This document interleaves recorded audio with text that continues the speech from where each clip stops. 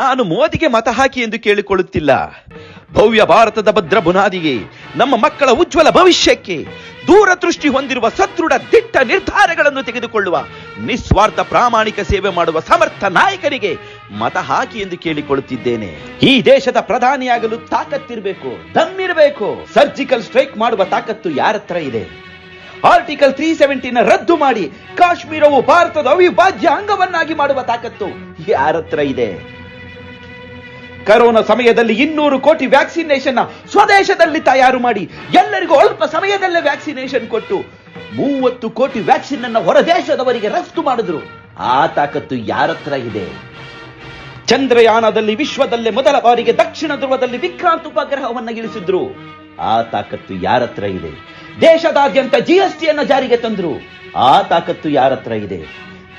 Russia ಮತ್ತು Ukraine ಮಧ್ಯೆ ಯುದ್ಧ ನಡಿಬೇಕಾದ್ರೆ ಯುದ್ಧ ಭೂಮಿಯಿಂದ ನಮ್ಮ ಭಾರತೀಯರನ್ನ ರಕ್ಷಣೆ ಮಾಡಿ ಸ್ವದೇಶಕ್ಕೆ ಕರ್ಕೊಂಡು ಬಂದ್ರು. ಆ ತಾಕತ್ತು ಯಾರತ್ರ ಇದೆ? ಈಗ ತಾನೇ ಮೊನ್ನೆ ನಮ್ಮ ಮಾಜಿ ಜಲಸೇನಾ ಅಧಿಕಾರಿಗಳನ್ನ ಮರಣದಂಡನೆಗೆ ಒಳಪಡಿಸಿದ್ರು. ಅವರನ್ನೂ ರಕ್ಷಣೆ ಮಾಡಿ ಕರ್ಕೊಂಡು ಬಂದಿದ್ದಾರೆ. ಆ ತಾಕತ್ತು ಯಾರತ್ರ ಇದೆ? ಇನ್ನು ಅಭಿವೃದ್ಧಿಯ ವಿಷಯಕ್ಕೆ ಬಂದ್ರೆ, ಕಳೆದ 60 ವರ್ಷಗಳಲ್ಲಾದ ಅಭಿವೃದ್ಧಿ ಕೇವಲ 10 ವರ್ಷಗಳಲ್ಲೇ ಆಗಿದೆ. ಪ್ರತಿದಿನ 28 ಕಿಲೋಮೀಟರ್ ರಸ್ತೆಯನ್ನ ಮಾಡ್ತಾ ಇದ್ದಾರೆ. ಮನೆ ಮುಂದೆ ರಸ್ತೆ ಬಂದಿದೆ. ಕುಡಿಯುವ ನೀರಿನ ಸಂಪರ್ಕ, ವಿದ್ಯುತ್ ಸಂಪರ್ಕ ಮನೆ ಮನೆಗೂ ಸಿಕ್ಕಿದೆ.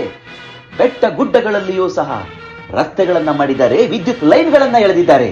ಪ್ರತಿ ಹಳ್ಳಿಯಲ್ಲೂ ಇಂಟರ್ನೆಟ್ ಕನೆಕ್ಷನ್ ಇದೆ. ಪ್ರತಿ ಗ್ರಾಮ ಪಂಚಾಯಿತಿಯಲ್ಲೂ ಬ್ರಾಡ್ ಲೈನ್ ಇದೆ. ಯಾವುದೇ ಕೃಷಿಕ, ವರ್ತಕ, ಕಾರ್ಮಿಕರು ತಮ್ಮ ಎಲ್ಲಾ ಕೆಲಸಗಳನ್ನು ತಾವಿದ್ದಲ್ಲಿಯೇ ಮೊಬೈಲ್ನಿಂದ ಮಾಡ್ಕೋಬಹುದು. ಯಾವುದೇ ಒಬ್ಬ ವಿದ್ಯಾರ್ಥಿ ಯಾವುದೇ ಪರೀಕ್ಷೆಗೆ ತನ್ನ ಗ್ರಾಮದಲ್ಲಿದ್ದುಕೊಂಡೇ ತಯಾರಿಯಾಗಬಹುದು. ನಮ್ಮ ದೇಶದ ಆರ್ಥಿಕತೆ 2014ರಲ್ಲಿ 11ನೇ ಸ್ಥಾನದಲ್ಲಿತ್ತು. ಈಗ 4ನೇ ಸ್ಥಾನದ ದಾಪುಗಾಲಿಡುತ್ತಿದೆ.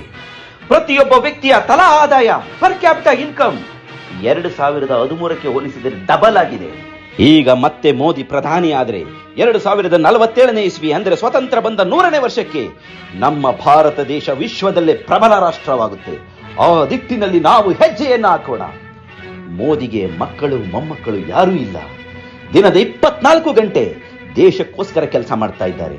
ಅವರು ಈ ದೇಶವನ್ನು ಕಾಯುತ್ತಿರುವ ಕಾಲಭೈರವ. ಅವರಿಗೆ ನಮ್ಮ ಮತ.